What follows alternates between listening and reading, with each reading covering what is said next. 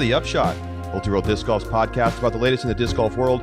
I am the publisher, Charlie Eisenhood, and joining me is Josh Mansfield. And there was a challenge. It was a disc golf challenge that happened in the state of Delaware this weekend on the PDGA National Tour. And well, how about this? A name, Connor O'Reilly, winning the tournament in MPO that I think many people listening to the show were probably unfamiliar with heading into this weekend. Now, if you're truly a hardcore fan, you might already know about Connor O'Reilly. I mean, he's had some top 5 finishes on the Silver Series. He's been on tour all season. Certainly, if you're from the Texas area, you probably know him. But I think for a lot of folks, this is going to be kind of like a who situation, and amazing story, honestly. Like, coming up, has been playing disc golf for just a few years, natural athlete coming into the sport and getting a win over Ricky Wysocki and a charging Austin Hannum and all of these established pros.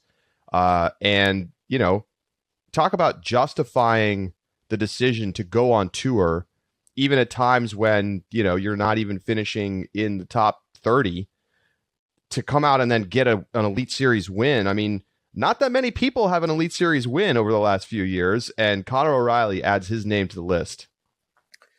It definitely was a weekend that felt a little bit surreal, especially going into that final round where he had such an enormous lead that it was something that, I mean, I don't feel like it was, you know, from the chase card, the entire lead card playing bad. Like, moving day, he established himself, and then it did enough that even a little bit of a lackluster final round made the difference for him. So, you know, he played great. I'm amazed that he was able to kind of stare down, even with the lead, you know, stare down Ricky Wysocki and come up with some big stretches of golf to you know, secure a win. Mm-hmm. You know, because he starts the round with pars, and then he gets a bogey, and it cuts the lead down to 3 and from 6. And then he rattles off this big streak of birdies to put himself back into kind of like a stronger position. He ends up only shooting a 4 under, which was nowhere near the amazing 11 under course record that he shot in round 2. But, you know, to be able to have the presence of mind and the ability to say, okay, like, I'm going to go out there and continue to execute after you've started slow. I mean, we've watched people blow up. We've seen it. Players in positions like this have melted down historically. I mean, we've definitely seen it happen, and not Connor O'Reilly. He comes through, and obviously it helps to have a big lead coming into the final round, but you got to give credit where it's due. Like, he put together 3 really strong rounds and ended up winning, like, fairly comfortably.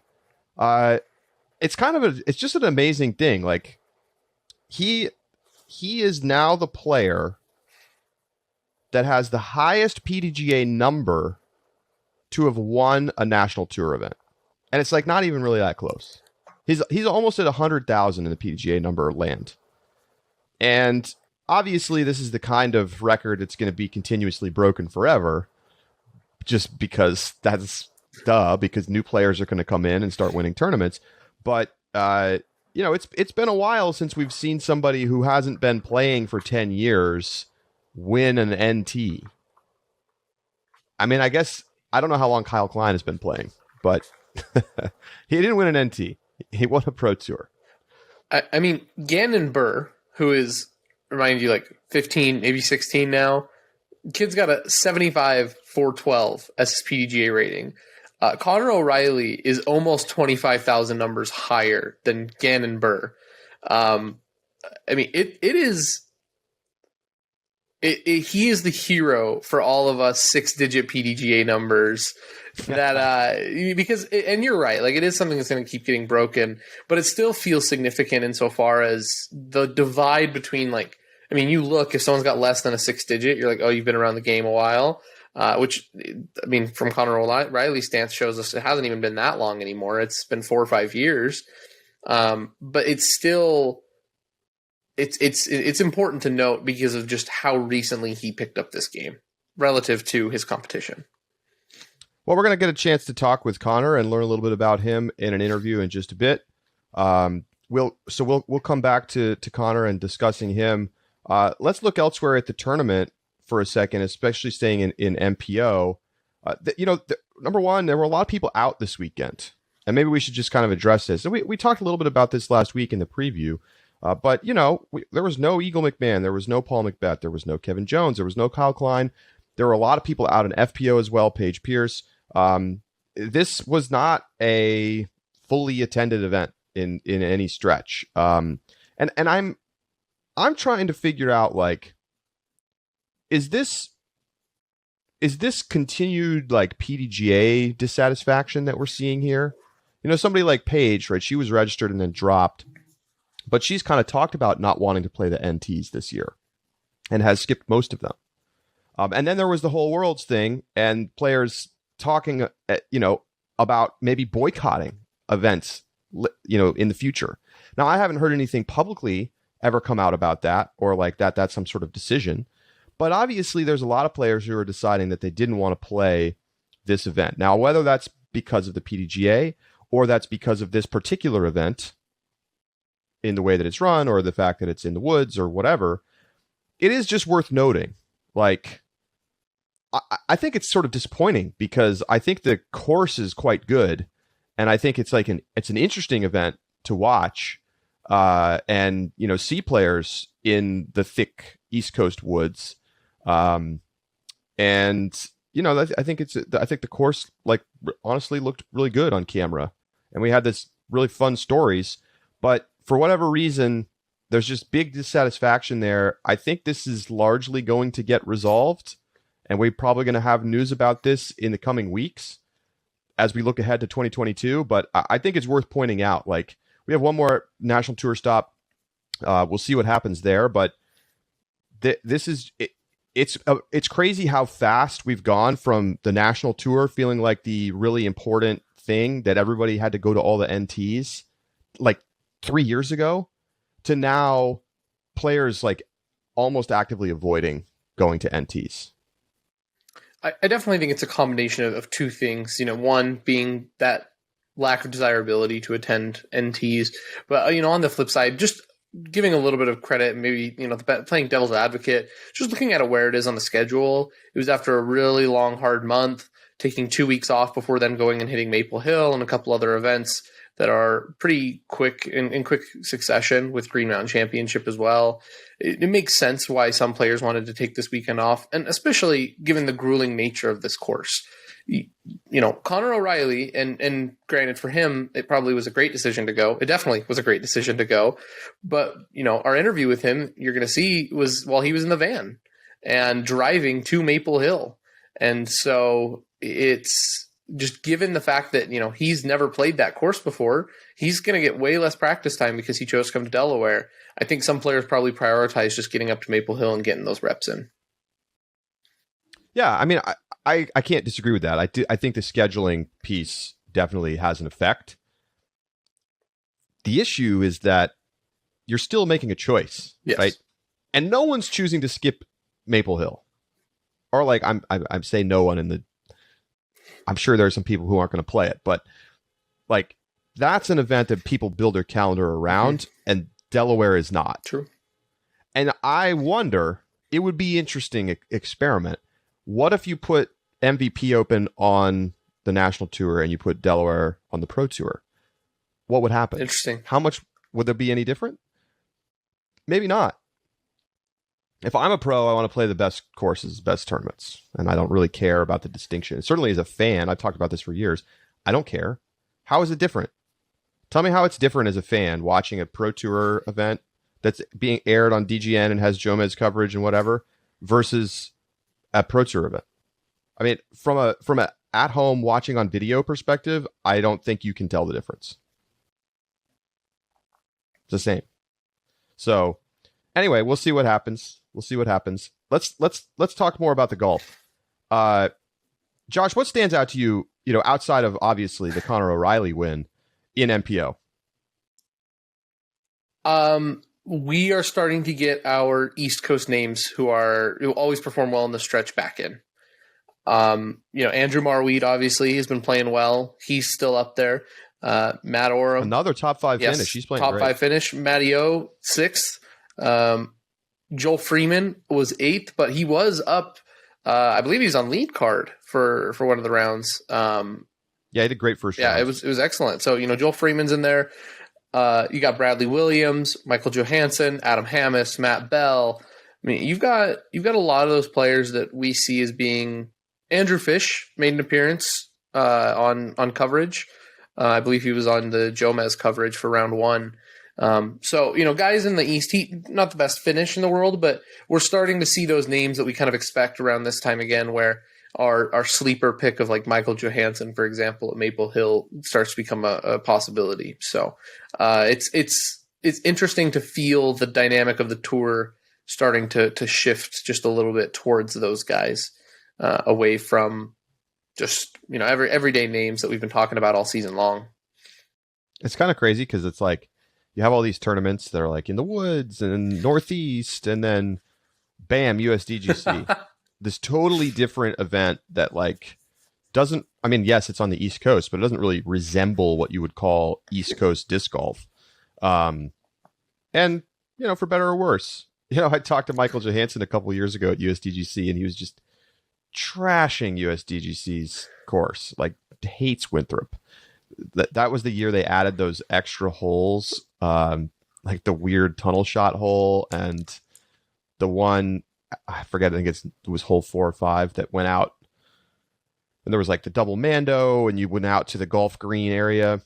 And players just super unhappy with a lot of the changes that year. And it's just funny because it's so different. And it's like all this build up to this final major, and then it's this very different style. But, it kind of swings back towards, the heavy hitters, I guess, the 1050 crowd. Really having the advantage back out there at Winthrop, I think. Shout out to Austin Hannum, who matched Connor O'Reilly's 11 under course record in round 3, which included an ace on hole 15, the par 3 400-foot hole 15, and throws just an absolutely beautiful, I mean, one of the best aces you'll see. Because a lot of times you see an ace, it's like, oh, that was lucky, or oh, that was kind of fun, like, short little par 3. Now we're talking about like 400, a little bit uphill, and the dude unleashes a forehand and sticks it. So sick. Like, really, I think, for my money, the most technically beautiful ace of the year so far. Really awesome shot, and that came in a stretch of 7 straight birdies or better. Obviously, gets the eagle with the ace, and closes out an 11 under round and ends up finishing a tie for second place, despite coming into the day 9 strokes back of the leader. And, I guess, I mean, basically put a little bit of pressure on Connor O'Reilly late in the round with how well he was playing. Yeah, Austin Hand was on Chase, I believe. Chase or third card? I think he was on. Was he on third card? Okay, so yeah, because one of the issues was that they the live coverage crew didn't end up going and like getting the ace and following that sequence, because at that point he was so far back that it didn't really make a lot of sense. And Mahmoud Barani, the producer for DGN, had a long tweet thread about how he was feeling like really bad about the fact that they didn't have that, that whole stretch from Austin Hannum. But, they made the decision not to put cameras there because he was on the third card and he wasn't, didn't look like he was in a position to be challenging for the win. So here's a question for you then, Charlie. What do you think creates more pressure? A player on your card who is charging for the win, Ricky, who shot 8 under par, doubling Connor O'Reilly's final round score, or when you look at UDisc and see someone 1 or 2 cards back who are in the clubhouse with a score that is better than yours, knowing that you still have a couple holes left to play, though, to try and beat it. The Calvin Heimberg at USDGC effect. Yes. I actually think if it were me, if I'm speaking for me, I would find it more uncomfortable to know that somebody is like tearing it up and I don't know, like I can't know what's going on. Like I'm just seeing their scores come in. that would make me feel more nervous.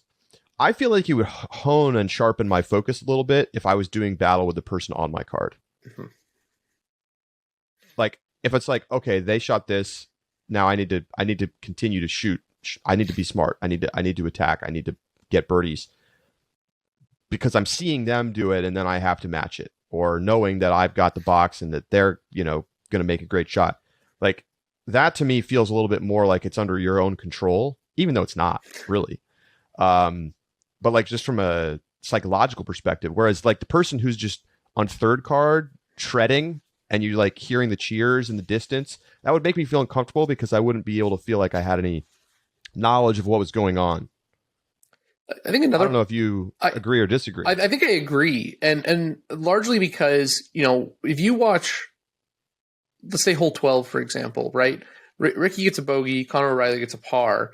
When you know that the player you need to worry about on your card is going to bogey or get a par, and you could get an easy birdie or a layup and just know that, oh yeah, he's going to bogey, I can just lay up. I know that I can match him in the rest of the holes on this stretch. Like that knowledge, I think, allows you to shape your game and make decisions in the moment. Ricky's well off the fairway. I am just going to throw a putter up the middle and putter up the middle again and take my par and walk away. That's something that you can actively make as a choice when you know the guy charging on your card is making mistakes. You have more information. You do. I mean, you have to wait for UDisc to update to know if the guy who's 2 holes ahead of you or 3 holes ahead of you is going to birdie the next hole or the next hole. I mean, you just don't know. And so I think I agree with you. I think having the knowledge of knowing who's on your card, I still think, Matt, just imagine before UDisc, like how much different this would be. Just no clue where anybody's at. Like you're just playing with your card, and you can have someone like Austin Hannum just come from third card and beat you. Like it justifies, I think, at least to some extent, the decision that some pros make to just literally not look at the scores ever. Mm-hmm. Because what's the point, right? How much is it really altering? Like we've talked about this. You maybe make a different decision on the final couple holes based on where you are score-wise. If you're 2 strokes back, you need to be aggressive. If you have a 3-stroke lead, you need to be conservative. But realistically, up until that point, unless you have a big lead or you're way behind, which you'll be aware of, I think, there's not really going to be alterations to your game plan before hole 15, maybe. And so staring down the scorecard and like working yourself up about the stress of, well, oh gosh, this other person is coming, they're charging, it's crazy, does you all absolutely no good. I mean, it's almost like you want to minimize the amount of information that you have in order to just focus on being able to execute your shots. Now, I don't think I could do that. Like I want to know the scores. I want to have the information, whether that's actually beneficial for my ability to throw the good shots. That is a major question mark, but I think like I just want to know it. So it's kind of an interesting thing, but I do agree. Like it feels like there's this, you can almost build it up in your mind. Like, oh, this person, they can't stop birdieing. They're going to birdie everything. And like, I'm under all this pressure. Whereas if you're seeing the player on your card, hit a tree, sometimes you realize like, okay, they're not infallible. And I think the last thing that's really critical is, especially in courses that have hard final stretches, as I think every course should, 16, 17, 18, right? Those courses should be, in my opinion, gettable, but very difficult to do so.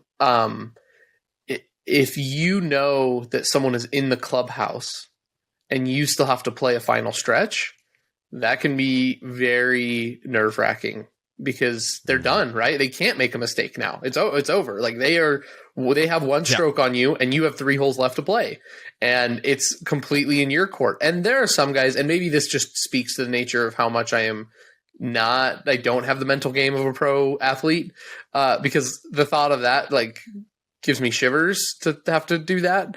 I wonder if these guys welcome that. They're like, oh, perfect. Like, it's all in my hands now. I solely control my fate. And so maybe some of these pros would tell you, no, I worry way more about the guy who still could birdie all 3 of those and catch me than the guy who they know cannot beat them if they just play it well. So, I mean, I think, for Conor O'Reilly, having Ricky there pushing him kept him from having to really worry about Austin Hannum. True. Like, even when Austin Hannum picked up 3 strokes on him on 15, when Hannum aced and O'Reilly bogeyed, he still had a comfortable lead over Austin Hannum and was really having to worry more about Ricky, who was right there. And so, ended up being a wash in that case, I think.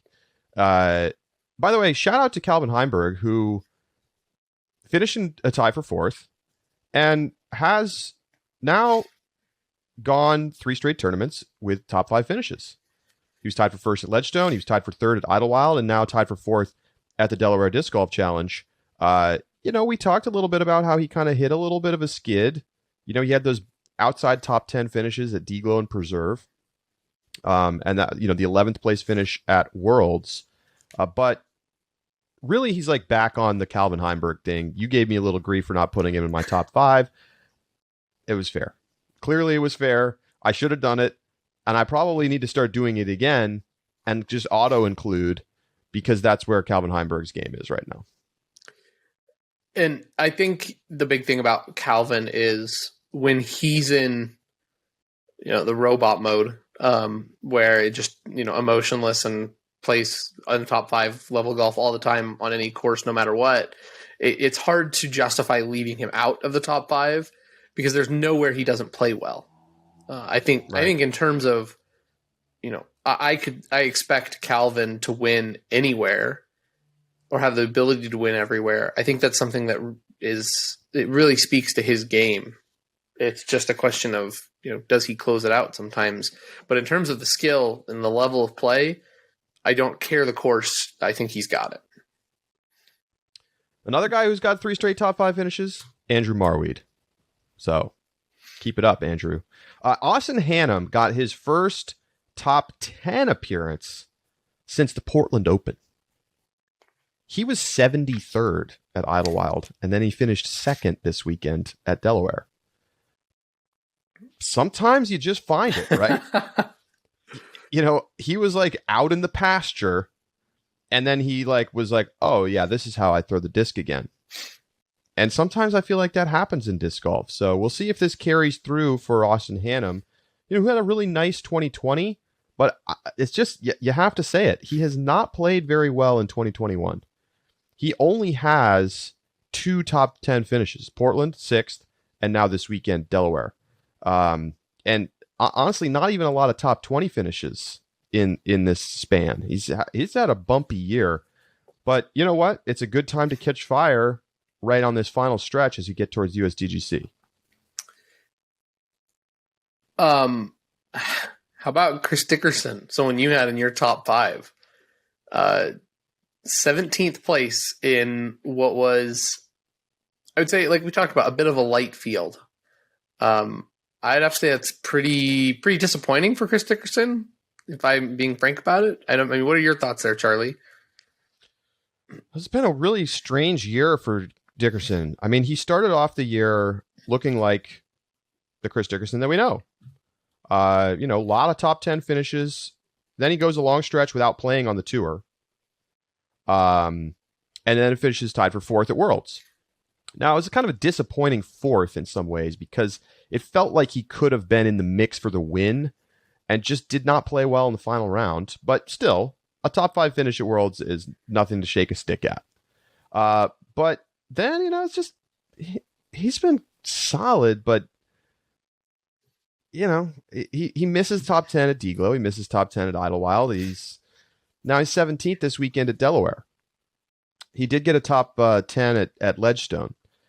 And so I actually pulled up the stats, Josh, because I'm thinking to myself, it feels like Chris Dickerson's level has just fallen back a little bit this year. Last year, it was like 2nds and 3rds. And this year, his good tournaments has been more like 4ths and 5ths. So I pulled up the numbers. And it's actually shocking how close his numbers are to a year ago. Almost identical birdie percentage. Almost identical fairway hits. Circle 1 in regulation. Circle 2 in regulation. I mean, we're talking about like a couple percentage points difference between his 2020 performance and his when he was lights out and his 2021 performance. And the real difference, putting. Last year, he was one of the best putters on tour. 87% C1X and 33% Circle 2. And it's just not been there this year. 82% C1X. And let me tell you what, a 5 percentage point drop is a pretty big deal. Right? You think about how many putts do you make over the course of a tournament from Circle 1X? I don't know what the number is. Probably like, depends on the course, 15 to 30, something like that. Depending on the course and tournament, number of rounds. Depends on the course. But when you're going 5% drop, right, that's going to be 2 to 3 strokes per event, more or less, right? Obviously it means you're missing 5 more out of 100. So that means you're going to miss 2.5 more out of 50. So, you know, again, a little bit event dependent. But those strokes start to add up, especially when his Circle 2 putting performance has gone from 33% down to 24%. So it just really, that has been the step back for Chris Dickerson. And I think that does define the difference between 4th and 5th place finishes and then, you know, being in 2nd or 3rd or winning. And it's also maybe the difference between getting top 10s and getting 17th. How far off the pace was he this weekend? He finished in a tie for 17th at 11 under.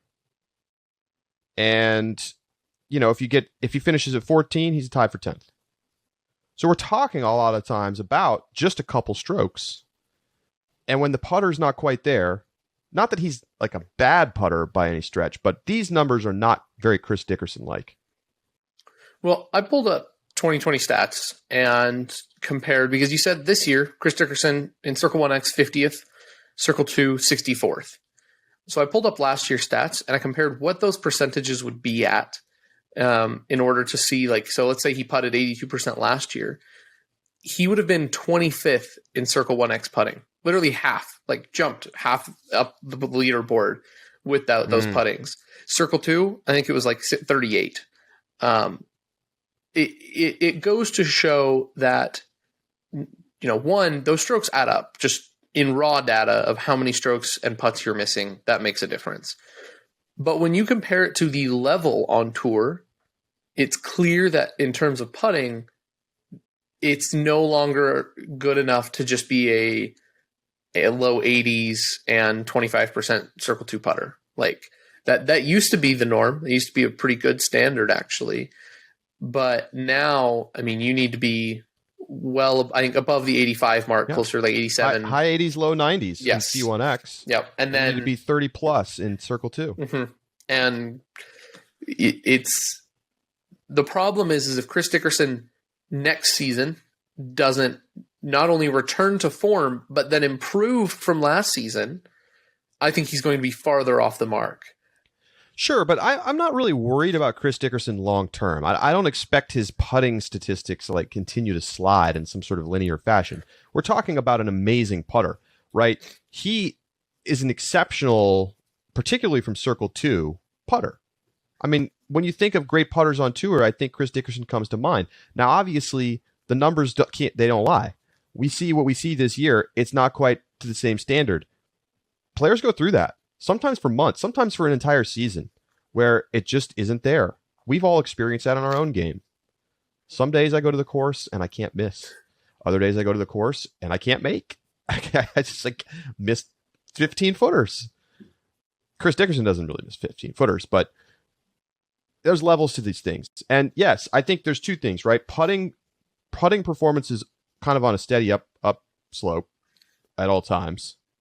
Players figuring out how to do an even better job of converting from Circle 2. But also there's more players who are good competing now. So there's just a deeper pool of talent in general. That's how you have Connor O'Reilly winning a national tour event. So I think that's part of it too. So it's just an interesting thing. We'll see what happens with Chris Dickerson as we get towards, USDGC. He's trying to defend. wouldn't shock me if he figured it out and was ready to go, but definitely has to kind of find the stroke again. Elsewhere in MPO, you mentioned Matt Oram, Corey Ellis, 6th place finish. That's back-to-back top 10s for him. And he was 3rd back at D-Glow.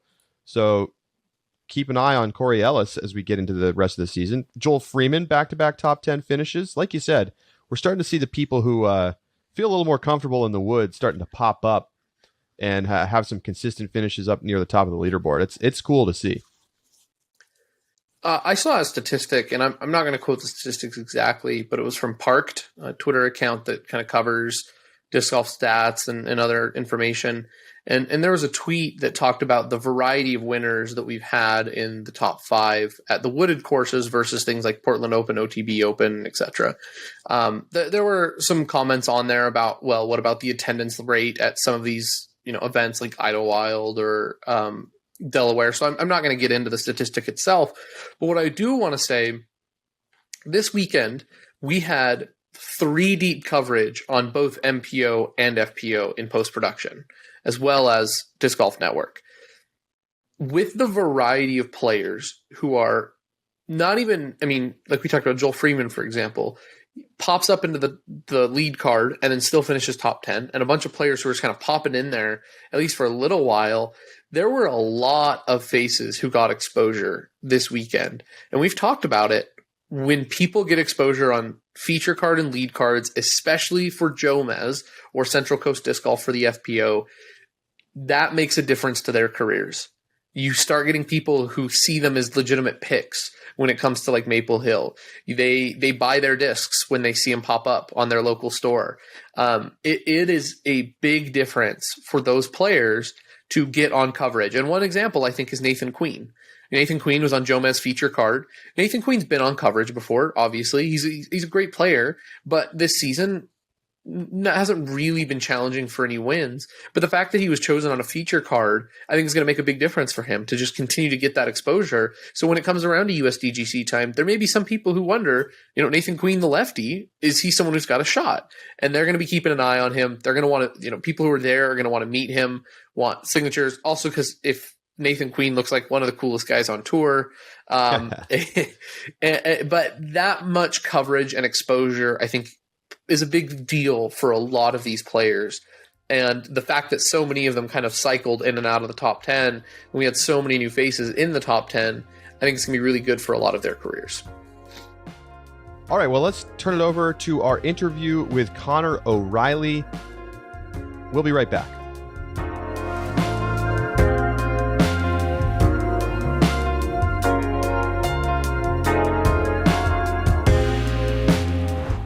The Upshot is presented by Pound Disc Golf, makers of the best bags in the sport.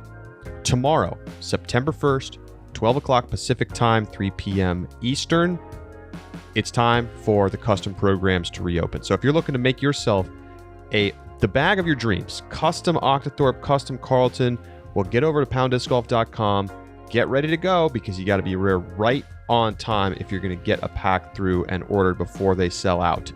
So go to pounddiscgolf.com. You can check it out. Try the custom program, build a bag, see what you're thinking, pick all your colors, write it all down, and then you're ready to go right at noon Pacific, 3 p.m. Eastern, September 1st. That's Wednesday. That's tomorrow. pounddiscgolf.com.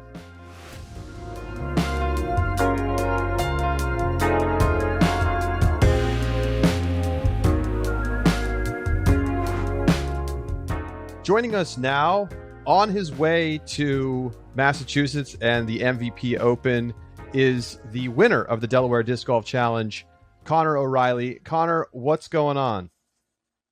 Nothing much, just making it to the next stop. The tour never stops, so it's always busy out here. So obviously, you've exploded into the international consciousness with your win this weekend. You've been on tour all year. We were just looking over your PDGA page. We're going to talk about that. But, first and foremost, did you see yourself winning an Elite Series event at some point this season? Really, I feel like I've been pressing too hard all year and just haven't played even close to my potential. So I knew, with the shots I have in my game, I knew like when I played my game, and if I putted the disc well, then I can play with anybody in the world. So I knew it was a matter of time, and if I stayed patient and kept focusing on my process of getting better, then eventually my time would come. Looking back over your PDGA page, it looks like last year you played a couple of Elite Series events, but weren't really on tour. So what made the switch from last year to this year to make you decide to go on tour full time? It looks like you're in a van right now. So yeah, I kind of had been planning on it for at least the full year before. I mean, last year, the entire year, I was working another job just to make money and make ends meet while I was kind of honing my skills and locally in Texas and playing a lot of B tiers and stuff there. And I squeaked out to a couple of the bigger events, but just never really played well.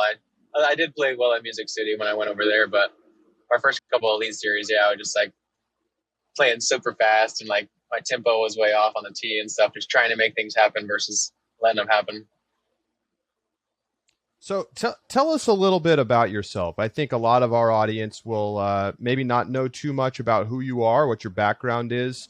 How'd you get started playing disc golf, and how'd you get good? Yeah, I mean, sports-wise, my background is basketball. That was my first love, and as soon as I kind of lost it when I went to college and wasn't playing it in college, I always regretted the fact that I didn't pursue that hard enough or dream big enough or work hard enough in that. So that was like one of the biggest regrets I had been living with for pretty much, I mean, I don't know, a solid 5-6 years by the time I found disc golf. And that was just a sour taste in my mouth always. And after I graduated college, I was coaching basketball a little bit during college, volunteer. And then I started coaching at a private high school back in Austin when I went home. And one day my brother just got me to go out and play. Him and my little brother, two of my little brothers had played a little bit back when we were in high school, but I never did. I was always like, oh, y'all are just goofing off, like come play basketball. But then in reality, I wasn't taking basketball as serious as I really should have. So looking back, it's kind of funny to see that. But I got my brother he took me out, and I'd always been like out of my family. I've got 3 little brothers and an older sister, so we're all super competitive, and we always had a lot of friends around, always competing. And I was always one of the better throwers out of everybody around me. And I always kind of regretted not playing a sport where I threw things, and went out. My brother beat me by like 30 strokes, probably at least the first time we played. He threw a tomahawk pretty well, so that kind of was his cheat code, and had a good innate putting stroke. And I couldn't accept him beating me by that bad. It was just like my competitive nature was like, no, there's no way that can happen. And I've always loved being outside and fishing, hiking, stuff like that. So it was kind of just a perfect storm for me. And through the process of like going out a couple more times, trying it out and getting a little better, starting to dive into the information on the internet that was available for me, I just really was ignited within probably like 6 months to a year. I really started to have that passion for it, and then been grinding ever since. So looking at your PDGA page back in 2018, you've got a handful of tournaments, and then 2019, you're in Open and you've got 25 events. So what was it that flipped the switch from this is just something I want to really beat my brother at to, I really am going to make this something that I think I can do? Did you think at that time you could do it professionally? What were your thoughts there in that switch? Yeah, I mean, even as a lower rated player, like I've always had high belief in myself since I've been in this game. And I mean, I've worked really hard, and I've seen my work ethic compared to others. And like, I know my athletic background and just my physical capabilities. So I knew it was just a matter of time of like getting the experience, learning the technicality of the swing and cleaning up my stroke and whatnot. But I really had, so my first 2 Open events were pretty rough. I got, I think like almost bottom, like very bottom of the leaderboard. I think maybe beat one person in my first tournament. Second tournament, I think the only guys I beat didn't show up the final day. And there was a round where there was a round in that second Open tournament where I had thoughts of like, oh, I should play worse so I could drop this off my already crappy rating, which like after the round, like having gone through that thought and like been like half the round, I was kind of like every hole was like, oh, I could easily just miss this putt. And like that just really stung me. I was like, I felt like so guilty about like for myself for like treating it like that and like letting myself get to that point where I was like, okay, like you say you want to be great at this, you say you want to be a professional, but you're out here acting like you're going to throw around because you're going to drop your 925 rating down harder. And that was like kind of a low point for me where I was like, all right, man, like, are you going to like just say you want to take this serious, or are you really going to do it? Because like, if you're really going to do it, you need to like commit your entire life to it, not just show up on the course and then, you go home and you drink your beer, eat your ice cream and do whatever. And like, don't recover, don't study the game or do whatever. And it was kind of like that low point really was I feel like a turning point for me where I started taking the game more serious. And that next month I really started like, that's where my grind like truly started and has kind of continued from then. Before that I was, kind of dipping my toes in and like felt like I was doing it, but that was like really where I flipped the switch and really started grinding. And I think the next tournament I played was a B tier with some solid players. I mean, it had Lance Brown and a couple of local, like close to 1,000 rated players there. At the time I was 937 rated and my first cash was a B tier win. So I was like, always had the confidence in myself, even when I didn't play good. So I think that's something that's really propelled me a lot. It's amazing. You're now the player with the highest PDGA number to have won a national tour event. You took the title from Adam Hammis. Wow. That's awesome. So I've been getting pinched all year off of cards with that. So I bet it's about time that it brings me something cool. So, that's amazing to me. Now, are there players on tour who you kind of like looked up to or tried to like model your game after or saw as a role model in your style? As Absolutely. Now come out on here. It's like, so who would those people be?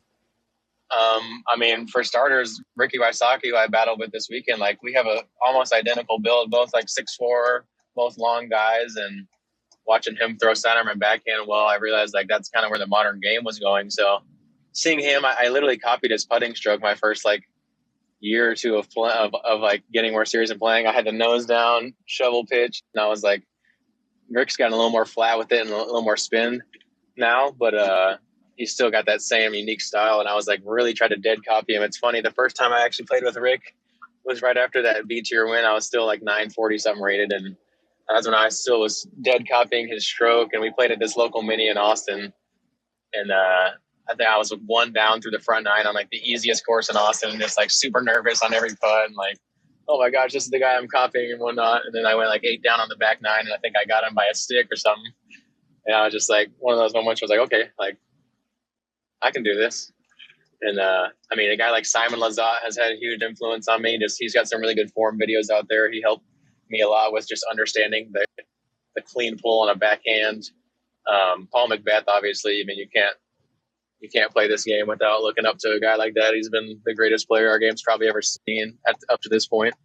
And I mean, like Eagle, seeing the way he's really like been like the modern player and what I think like the blueprint of like the modern game is, which is being able to throw hard hyzers with both spins and get like a flip up off a hyzer, both forehand and backhand. So yeah, there's been a number of guys. I've tried to be a sponge and just really take stuff from everybody, knowing that if I can take a little bit from everyone's game, and then eventually once I start to actualize myself, I can kind of craft it the way I want and have my own kind of style to it. But yeah, I really just try to take stuff from everybody. Does your performance this weekend make you think that you can be, at that level and not just look up to those players you name, but, compete with and beat them on a regular basis? Absolutely. I mean, I feel like this weekend, I think the thing that clicked the most for me was like all year I realized off the tee box, like my tempo has been a little too fast. I've just been trying to make too much happen with my legs, I think, instead of just kind of being slower into the stroke and letting my form be smooth and let it be accurate. And something that Luke Humphreys kind of pointed out to me, he noticed like when I was getting a little nervous and tense, I would speed up a little bit and it would just cause my lines to miss by maybe, 10, 15% versus missing by 2 to 5, 7%. Like those little differences make a big swing in disc golf. So I think that tempo for me and like really calming down and just like being smooth and like understanding I don't have to change my game. I can take my game plan. Like Ricky's out there throwing his distance drivers, throwing it 100 feet past where I was getting my fairway drivers this weekend, but I tried to just make sure stay in my game, keep playing my game plan, and to see it pay off. Like, it's something that I've known, like all the people around me, like, know the confidence I have and know the belief I have in myself, but I just haven't quite actualized it yet. So to get that first notch on the belt and that first flash of it, definitely I think is gonna just help me with the experience and just to be more steady in that spot. In the year 2019, you went from a 937 rated player to a 991. What was the practice routine that got you such quick development? I worked a 9 to 5 that year, and I would wake up every day at sunset or a little bit before sunset a lot of days, and I would go putt or I would go run hill sprints or stretch. I actually lost, it's funny, the first time I met Ezra Aderhold, and I actually beat him at a B tier, he really inspired me. I was about 30 pounds heavier than I am right now at the time, and I was just I was grinding, but I wasn't quite getting my diet part of it, or my exercise regimen part. Like on the disc golf course, I was really grinding hard at that time, but I hadn't quite fully devoted my life to it. And I saw Ezra and I was like, okay, this guy's the truth. He's this is what the game's turning into. A lot of athletes who are taking care of themselves. If I want to compete with this guy, I better make some changes. And so, I feel like that was a big turning point for me as well. But just waking up that whole year and putting before work, going and doing the hill sprints. And then after work, I would go to the course and just play until it was dark pretty much, and just use all the available daylight that I had outside my 9 to 5. And I kind of started sacrificing friendships. I wasn't really hanging out with people as much or going out for a beer or two with the friends. And I kind of just had to sacrifice certain things in that aspect, like all great athletes do. But when you start to get a taste of what you're working for, it makes it all so worth it. It's amazing to hear you talk about how much you're trying to actualize an athletic professional career. It sounds like you were probably pretty good at basketball, but maybe didn't fully commit to it. And you obviously have the build to be a good basketball player at your height. Yeah, I just never dreamed big enough. I didn't have that self-belief. I think it's something I realized as I've gotten older. It's the thing that separates a lot of people, one person from another, is self-belief. That's so much the case. If you don't believe in yourself, your chances of doing something probably just dropped 75 or more percent. It's crazy how much just having that belief in yourself. And when I got to college and saw the people who went on to play college basketball, and I was like, oh wait, I'm better than 2 handfuls of people I know who are playing college basketball. That was kind of the moment that made me realize so much of it is just your environment and the goals you're willing to set for yourself. And I realized in that moment, you have to set goals almost that make people uncomfortable and make them feel like you're kind of crazy, and then work for those in order to get to kind of the mountaintop in sports and be in the conversation, at least, for being a top player, I think. Because even if you come up a little short of those crazy dreams or crazy goals, you're still going to be in a place where you can probably look back on pretty proudly. What are your crazy dreams in disc golf? I feel like I can be one of the better players ever to play, and that's kind of one of my goals, just to keep trying to keep getting better and gain experience and just see how far I can take it, and try to keep pushing disc golf into the sport that I know it's going to become, and try to be a positive role model and inspirational to other people, and help people realize that just having that self-belief and putting in the work at something, eventually it'll pay off, and it's going to take hardships, and there's going to be times where you think it's not worth it and that you're never going to get there. But if you stay patient and just believe in yourself, and good stuff happens most of the time. I saw some people talking online about which players on tour would win in a basketball game. I don't know if it was 1-on-1 or whatever, but yeah, now I'll ask. Yeah, I hear a lot of chatter about that. I usually stay quiet. Competitive. Would you win? Yeah, would you? I'd like to take myself against probably anybody, but I'd like to take myself against anybody, honestly. I try to stay away from it now because I'm overly competitive, and I've torn my ankles and stuff in the past. So I know now disc golf is my thing, and I've got to protect my body, my temple. So it's hard for me to really get out and compete like the way I'd want to. But I hear people chatter, and it just like makes my heart just want to go, and like I just want to play everybody, because that was my first love, and definitely know way more about disc golf or basketball than I do about disc golf yet. So it's yeah, it'd be fun. There's some guys who could play though, for sure. There's a lot of solid athletes on tour with good hand-eye coordination, and I know Yuli's gone back and forth with me chirping about a one-on-one match here and there, and that's always fun with him. I love talking with Yuli and competing with him. Who do you hang out with on tour? I kind of mix around, but I hang out with Nate Perkins, James Conrad, Paige Pierce. They have a little group. Missy Gannon hangs out with them. I hang out with them sometimes. I'll hang out with Tristan Tanner and Ezra Aderhold. I kind of bounce around. I like to play with the practice rounds with like different groups, and kind of some weeks I'll just do my own thing. Sometimes I'll be with a group. It really just depends on the spot. Though my girlfriend will probably join me next year. Nice. So, give us some thoughts on your game. Obviously, people saw you, particularly in round 2, carve it up through the woods of Iron Hill, a very challenging course. Would you call yourself a woods player, or did you just feel like you had the lines dialed in this weekend? I feel like I can play well on any style of course, but the more I've come to because growing up in Texas, I didn't really play any true woods tournaments until the last couple of years, and I've started to realize that I think I've set my mechanics and my run up to be pretty clean, to where I feel like I do have a good advantage on hitting gaps consistently on a lot of players who maybe have a couple mechanical things that they could tweak to have their form just come down a little cleaner. So I feel like as I've progressed, I've started to realize that I think when I get in the woods, I do feel like I have a advantage over some people who let the woods kind of discourage them and make them feel trapped and boxed in. I kind of like to embrace the challenge of having to hit a specific line and landing a disc softly and flat. What would you say is the strongest part of your game then, if you had to pick one aspect? Is it hitting lines, or would you say there's another aspect that you think is the best? I feel like if I have to choose a strongest part, I mean, it's kind of cliche to say it almost, but I feel like it's just the balance in my throwing ability. I feel like I can throw forehand and backhand. I can throw rollers both ways. I feel like I have all the shots. I'm not super versed in the overhands, but for the most part, I feel like I don't need those unless I'm in a really bad spot. But I feel like my forehand backhand combination is probably one of my strongest suits. My putter's coming along. I'm usually pretty good in circle 1, but my circle 2 putt's been pretty slow all year. So I feel like if I can really dial in my putt, then I think I'm going to be dangerous on the course. How far can you throw forehand and backhand? Get a little internet distance here for our listeners.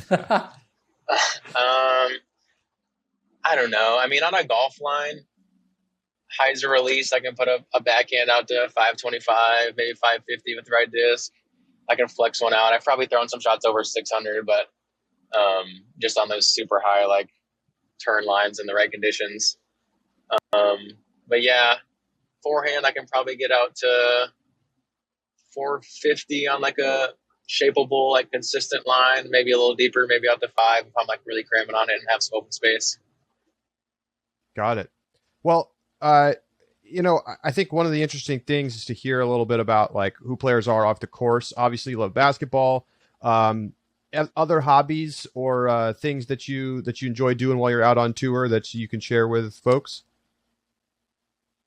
Yeah. One of my biggest things is one of my love languages I love to share with people is food. I like to cook, and I've had at least 20 of the other touring players this year tell me that my guacamole is the best they've ever tasted. So I take pride in being able to make people happy by eating good food. I cooked some breakfast tacos up for the GK crew when we were doing commentary after round 2, and I had a couple of them tell me it was the best breakfast taco they'd ever had, and they were like, "Why did it take you an hour to cook breakfast tacos?" And I was like, "Just wait till you taste them." But you gotta spend some time here and there to build it up right. Breakfast tacos are no joke in Austin. Yeah, cooking is definitely one of those things. Oh no, tacos in general, yeah, but especially breakfast tacos. Last question from me. Very cool. Oh, sorry, Charlie. Go for it. Last question from me. For any player who maybe doesn't want to make it on the pro scene, on touring, but really wants to focus on how to take their game. They're newer to disc golf. They come from an athletic background. What would you say is the one most important thing for them to develop that game? I mean, that's kind of, you're another one of those great stories that of a self-built player. So what advice would you give for someone else who wants to do that same thing? I feel like that video analysis is really important, looking at yourself swing, because you might feel like you're doing something and it might, you feel like you're releasing the disc flat, or like you're pulling the disc on a straight line, not rounding around your body. But until you really see it from a third person, you can't truly tell like what you're doing. So I think video analysis and cleaning up your mechanics to where your mechanic can work for you, even when your brain maybe gets a little scattered, as we all do at times when we're nervous, like having the mechanics to deal with a little bit of a cluttered brain, I think is really advantageous for a player.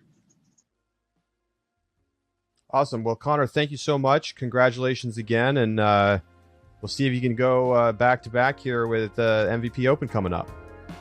Heck yeah. Thanks you guys for having me. It's been a pleasure. Connor O'Reilly with us here on the Upshot. We'll be right back.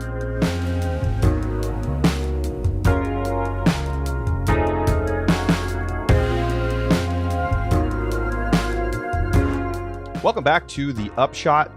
Great to talk with Connor O'Reilly for the first time, and just he was really looking swaggy with the shades and like rolling in the van, and I love the confidence that this guy has.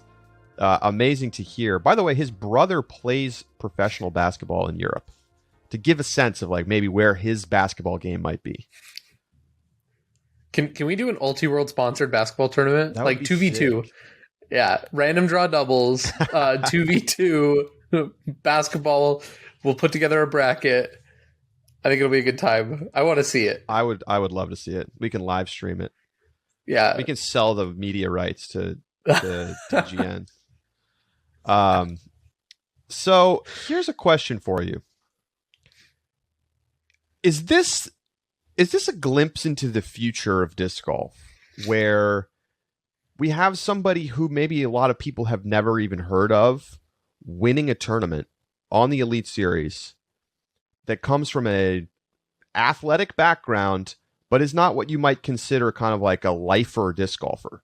Not somebody who started playing at age 8 with their dad and then has like gone on to go to Junior Worlds and AM Worlds and the whole deal, right? There's plenty of those people on tour. But this is somebody who's just like, oh, I could be good at this. I want to get good at this. I'm going to commit to getting good at this. And now I'm going to win a national tour event. Is this the future of the sport, Josh? I think it's the short-term future of the sport. I think that as disc golf continues to grow in popularity, as the legitimacy of professional disc golf continues to increase in the non-disc golf world's mind, and more people see it as a, I could go on partial tour, right? Go play East Coast and with pretty low cost compete in 6 or 7 Elite Series events, relative to, those guys who do the entire grind and hit the tour all season. I would expect over the next probably 5 years that yes, like a player like Connor O'Reilly, who's an athletic guy, comes from, some sort of an ability to play college sports. If he didn't, he didn't play college basketball, but could have played college sports, and they choose to invest disc golf. They, during their free time while going to college and for a few years after, they get the grind on, they work their tails off, they're able to get there. And then, after that, then they maybe tour for a little longer, but we don't really see a lot from them anymore. I think that's something for the next 5 years that is totally legitimate. What I do think the long-term future is, though, is it's the guys you've described. I just think that the tour is going to be flooded with them. And I think that will become a legitimate, the latter, where you have the lifers, will really make up the tour when it becomes financially feasible to take 25th place regularly and still be able to stay on tour. Yeah. That's the point we need to get to. Because right now, I mean, except for like the pipe dream that, when their 7-year-old throws a forehand 250 feet, most dads and moms aren't like, oh, I'm going to make my son or daughter into a professional disc golfer, right? Like that's my kid's gonna be on the pro tour, right? Like the van life isn't really what people imagine as being the dream for their kids. And I think that until you can feasibly live on tour while being in the top 25, even top 30, 35, that's not going to be the case. So it is interesting to think about, like, are we going to see athletes who wash out of other sports come to disc golf and start competing at a high level? And like, that's the future. It's like, we're going to have, discus throwers and baseball pitchers and, people who are 6'4" with the ability to throw hard, right? Like Connor O'Reilly. Like, that's obviously a recipe for being a successful disc golfer. And we could see that. But then on the other hand, you could also see the people who come up and play as kids and learn and get coached and have all of the skill set of, and the advantage of having played for many years, because I think it is an advantage. As athletic as Connor O'Reilly is, he wouldn't have won an NT 3 years ago. You have to practice. It takes time to get good. It takes time to get used to the form. I love what he had to say about mechanics. I think it's very interesting. I mean, he's, talking about how his mechanics are repeatable in kind of any situation, whether that's woods or open or whatever. And that's kind of a forward thinking way of looking at it. I don't know how much pros work on their swings. I think some, especially somebody new like Connor, is going to work on it all the time because it's like this work in progress. But you also have pros who are just content to have the swing that, even if it's very suboptimal in terms of mechanics, and it's just like, well, this is what I know. I've been competing for a long time. I win money. I'm out on tour. I'm not messing with it. And I don't necessarily know that there's like a right or wrong answer. It's going to be very dependent on the individual. But I do think the people who take the time to build a mechanically sound swing early on in their disc golf career are going to have a long-term advantage, because I thought Connor had great things to say, right? It's about the margin of error. If you can decrease your margin of error, you're going to increase your score. It's pretty straightforward. It's a very mathematical way of looking at it, but in some ways it makes sense. If you're a basketball player, you're going to work on your free throw shooting, and you're going to work on your jump shooting mechanics, because you need to be able to have that repeatable stroke in order to be successful in the sport. And the same with, baseball players are working on their swing. They have professional hitting coaches who are like, hey, open up your hips a little bit more, close up your shoulder a little bit more. Let's get the bat a little bit higher. And it's like these little things to because the margins are so small. The margins are so small. That's the beauty of professional sports, is that they're able to do these amazing things with, maximum power, maximum accuracy. And that's what makes these professional players special in disc golf. So I think it's a fascinating thing to see somebody who, no one would have ever picked in their top 5 for this tournament.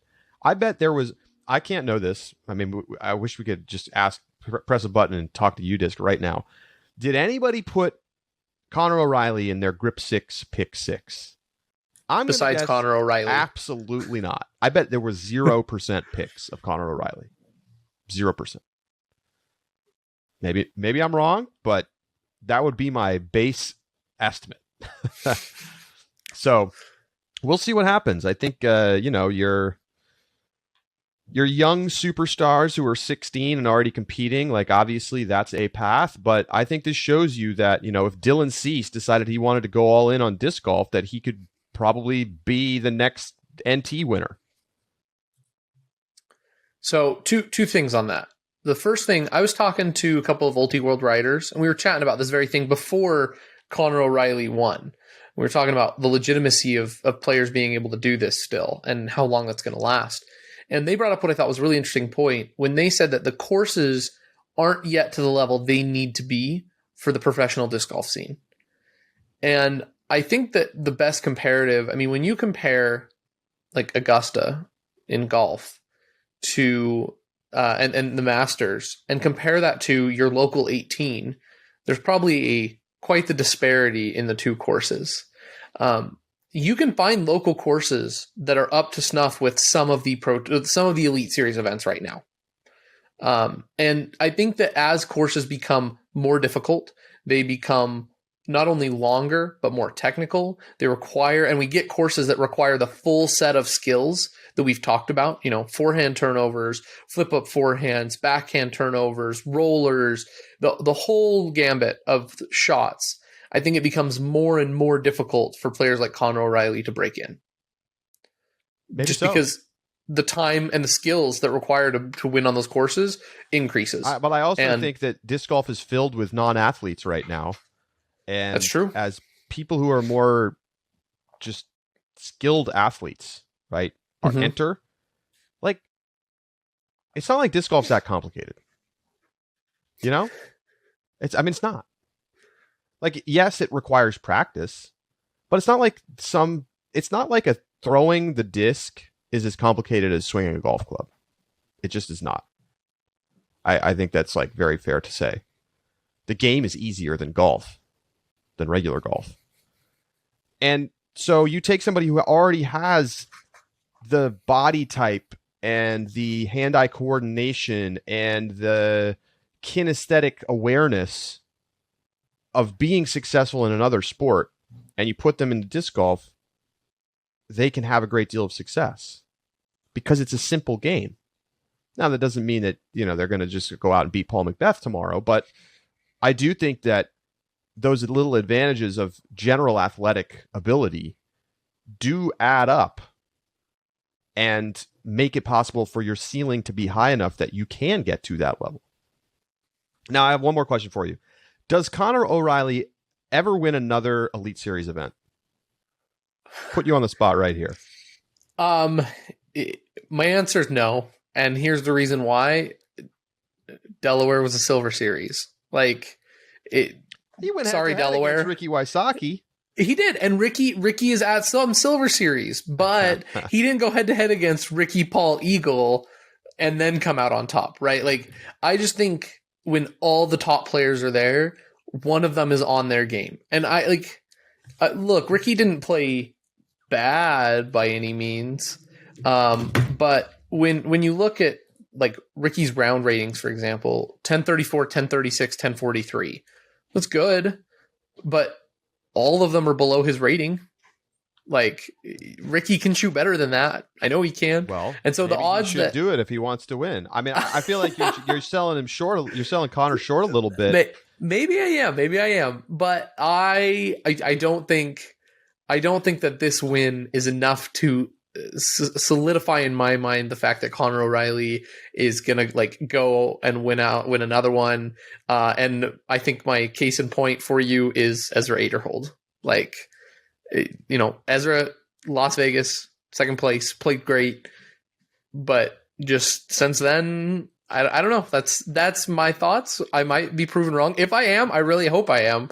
I think it'd be cool to see Conor come out and then establish himself as a legitimate threat on tour and someone who can win, if not regularly, but can be competing for the win in certain cases.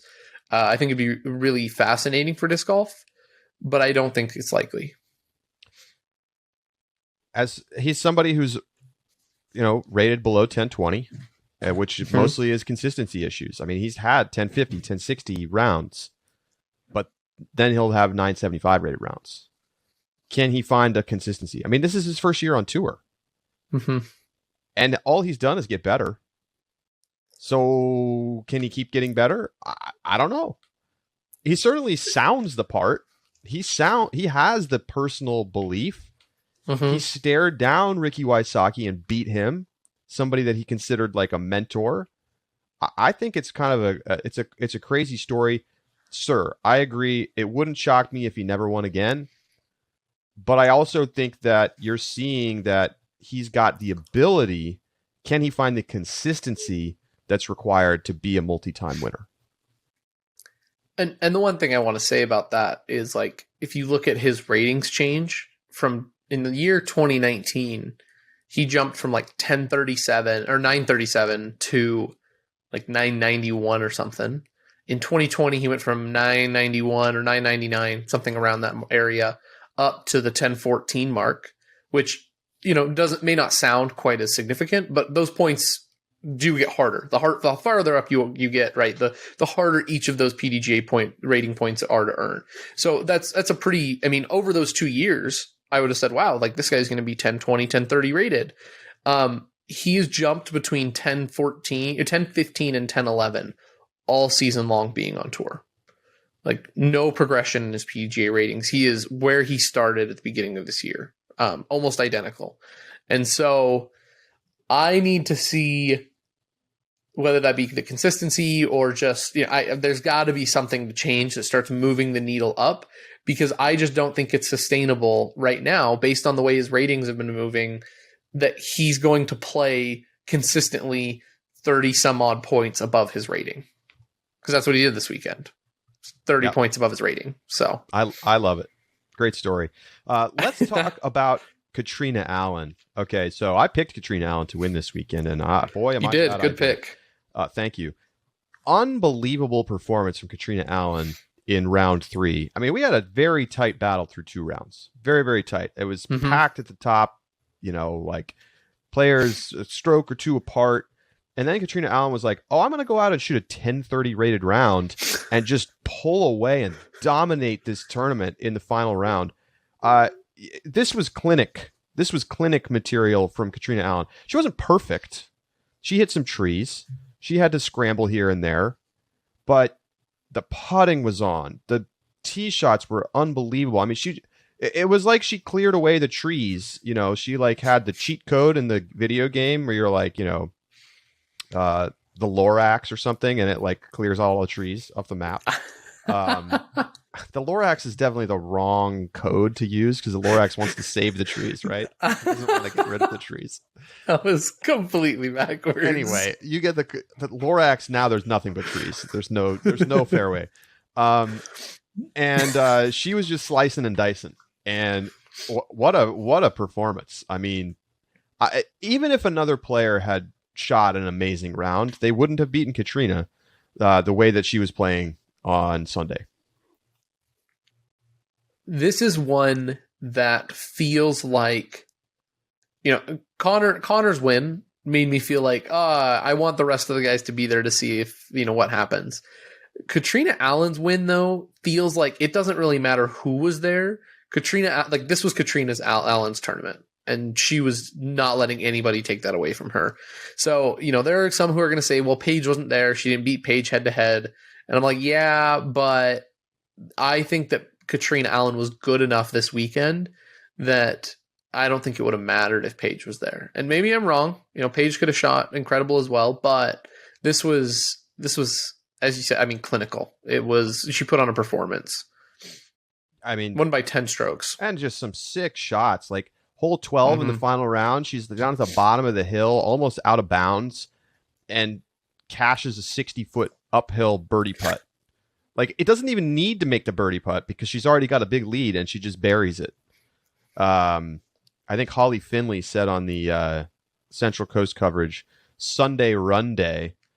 And yeah, I mean, it's one of those times where a lot of times when a round isn't really that close, it's like maybe not that fun to watch. You're like, all right, well, this player has already got an 8-stroke lead. Like, do I really want to watch the back 9? But like, this was amazing to watch because of the level of play that Catrina brought to the party, right? This was not like a 975 round where, everybody else just completely imploded. This was, one of the best rounds of the year. And it's super fun to just watch a player look that locked in and just go out there and dominate. And to me, this is the purest form of Catrina Allen. Like, ultra accuracy off the tee and hitting the big circle 2 putts and looking clean inside circle 1 as well. But before you look at stats, I don't know if you've looked yet. I want to ask you, what do you think Catrina Allen's putting percentages were this weekend? I mean, she still was missing some circle 1, so I'm gonna say 80% C1X and 18% circle 2. I have not bad. Okay, not bad.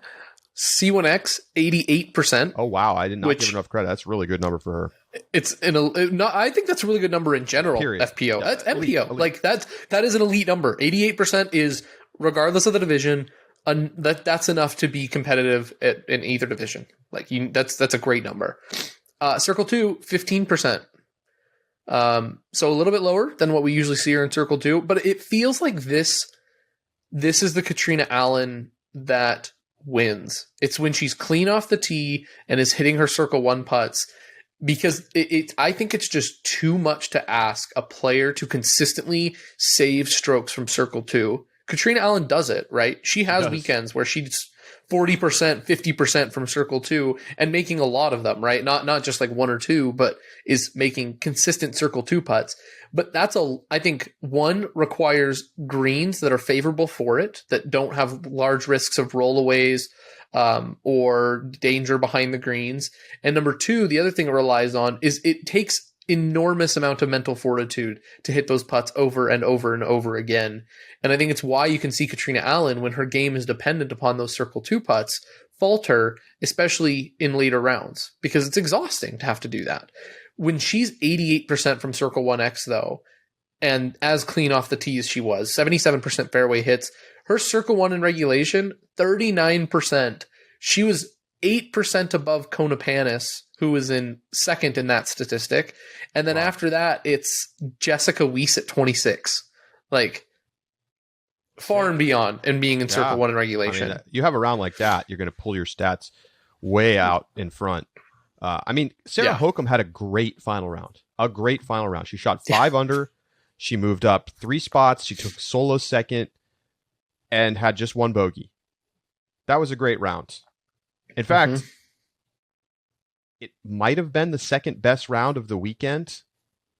I don't think anybody shot. She shot a 65. Nobody else shot a 65 at any point. Yep. Except Catrina Allen, who shot a 59. So you tip your cap. I mean, it's just I love it. Catrina Allen's done this a couple of times. Was it Jonesboro earlier this year? I think it was Jonesboro, where she had that insane round. I'll pull it up. I can't remember if it was the second or the third round, but I think it may have been rated even higher than this. I mean, it was like round of the year, but this is now in contention for round of the year. She's playing against herself for round of the year. And really special stuff. I mean, no bogeys, by the way. And, goes birdie, birdie, birdie, birdie to close it out. In a time when, obviously was not necessary. She had a huge lead. I think she had a 8-stroke lead over Sarah Hokum at that point. Kind of a disappointment for Heather Young, I thought, who was right there to start the day, was, attached to Catrina Allen. Birdied hole 1 and then never birdied again. Just wasn't quite locked in, finding some trees. Putter wasn't quite there. I think this is the kind of course where I would expect her to do well. She still finished in the top 5. It's not like it was a disaster or anything, but given how close she was, I mean, she wasn't going to beat Catrina Allen on this day, but I think she probably would have liked to finish second. Sure. You are right. It was Jonesboro. She shot a 12 under par, which was a 1042 rated round. 1042. It was so good that her 969 round 3, so what her round ratings, 1009, 1042, and 969. Okay. If Paige in 2 rounds shot 1001 rated, 59, and then her round 2 was pretty bad. But if her round 2 was still over 1,000 rated at 101 as well, she couldn't have caught Catrina. Wow. She still would have been 2 strokes off. So a consistent 1,000 performance out of Paige would not have been enough to catch Catrina's 1042. Tell me, do you think Jonesboro round or this round was better? I think this round. And I know the ratings are going to say otherwise, but I think at Jonesboro, it's a good course. It's incredible what she pulled off.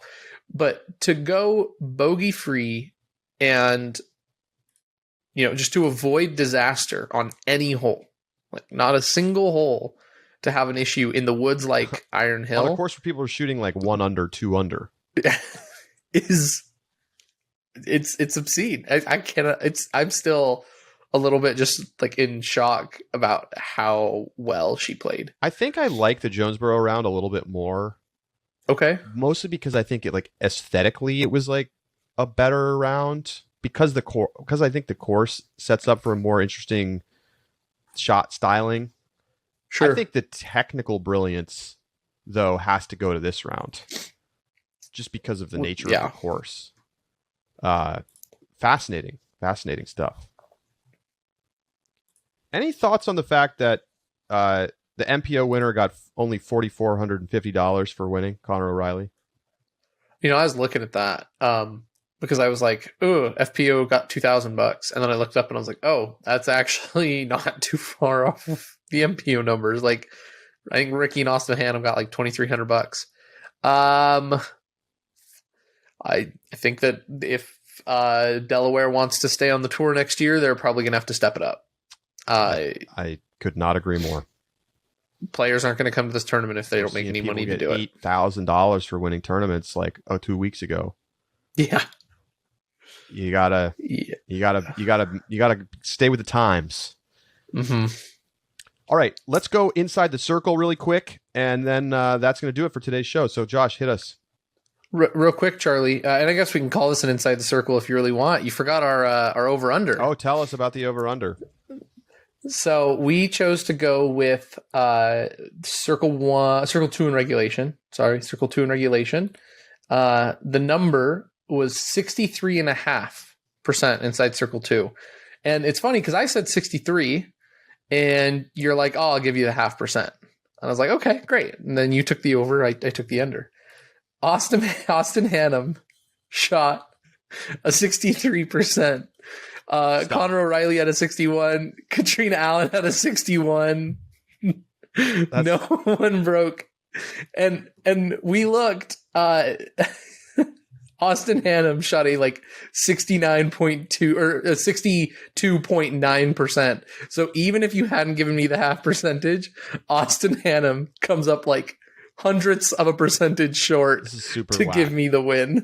I could probably go back to the footage and like find the time when he just like he was like a foot outside of circle 2, and that one shot probably would have been the difference. It would have. Oh no, there's not. It would have. It would have. Like not maybe. There's you were 0.6 percentage off of winning this bet. Whack. So also. Bookmakers, give us a call because the numbers are out of control over here. Well, congratulations. We're now tied at 6 in the over-under contest. Yep. This week's contest will be announced for the MVP Open on Thursday. All right, let's go inside the circle. So this weekend, Charlie, Austin Hannum wasn't the only one to hit a magical ace. Cale Leiviska at a B-tier tournament, the Brewport Open, hit a walk-off ace while being down a stroke going into the final hole to win the tournament. There's an article and a video up on UltiWorld. Go check it out. But he calls it the most magical moment I've ever had on the course. That is so sick. Yeah. To win a tournament with an ace is one thing. To win a tournament when you were behind with one hole to play with an ace. I'm sure this has happened before in the history of disc golf because there's just enough tournaments that like it has to have happened once. But like, this is like seeing a perfect game in baseball, right? This is the rarest of rare. Like you literally have to be down 1 or I guess tied to call it a walk-off, right? Because otherwise, especially if you're on the lead card, like that is insane. That is just insane. I love it. Did Ricky do it at the Utah Open? Was he down? I'm trying to remember because that was the first thing that came to my mind too. I don't think he was down. I think that was he was either up tired? Or it was close. But okay, if I recall correctly, he was not behind. But I'm not sure. That is the first thing I thought of, though. When you think of walk-off ace, that's what you think of. Let us know. Hit us up in the Discord or send us an email. Let us know what Ricky's was. But, I mean, nothing's going to take this away from Cale. This is like, you know, kids pretend to, like, shoot the magical 3 that wins the NBA series. or hit the home run that wins the world title for baseball, the world championship. But this is what kids pretend to do. Like, I'm going to throw an ace to win the tournament. Like, that's how that's going to be. And Cale did it. So shout out to Cale. Unfortunately for Cale, James Conrad did something a couple months ago that, maybe is going to be emulated a little bit more by the kids of the next generation. Yeah, you're right. You're not wrong. I think it's the fact that, Cale probably did it at a B tier in Bridgeport, Connecticut, and not at the World Championship. But, I guess he's a victim of circumstances. It's still super dope. It really is. Second inside the circle. So there was an article on Multi-World. Jeremy Colling dropped out of the Delaware Disc Golf Challenge due to an injury. Here's a quote from Colling. This is annoying the third time I've had to drop out playing Iron Hill due to injury. Dislocated pinky sometime around 10 years ago. Sciatic nerve pain in 2019, said Colling. To put that in perspective, I've only dropped out of any other event in my career due to injury once. This time, it's due to a knee injury that I'll be diagnosing as soon as possible. My hunch right now is a torn meniscus. This is my favorite and historically best finishing stretch of the season, and I'm starting to fear that I'll be watching the action from the sidelines. So, dang. No official diagnosis as of time of recording. Best of wishes to Jeremy Colling. Hope it isn't as serious as he thinks, and hope he gets feeling better soon so he can play this backstretch. Generally, if you think it's bad with a knee, it's usually bad, unfortunately. Yeah. And it probably means his season is done. I mean, obviously, I hope that's not true, but even if it's a partial tear, I think you got to shut it down and just try to get ready for next year. Jerm's an interesting spot in his career, honestly. Like, how much longer is he going to try to play? I mean, I'm not saying that, like, this is it or something, but, especially because he does all the Jomez stuff, but, like, a transition towards media might make a lot of sense for him. I mean, he's getting a little bit older, hasn't really been competing to win tournaments much lately. Obviously, wishing him a speedy recovery, regardless of what the future holds. Yeah. So that's all we got for Inside the Circle this week, Charlie. All right. Well, that is going to do it for today's show. Thank you so much for tuning in. We'll be back with you on Thursday as we get ready for the MVP Open at Maple Hill. Always one to look forward to. I certainly am looking forward to it this year. For Josh Mansfield, I'm Charlie Eisenhood saying so long, and we'll talk to you Thursday on The Upshot.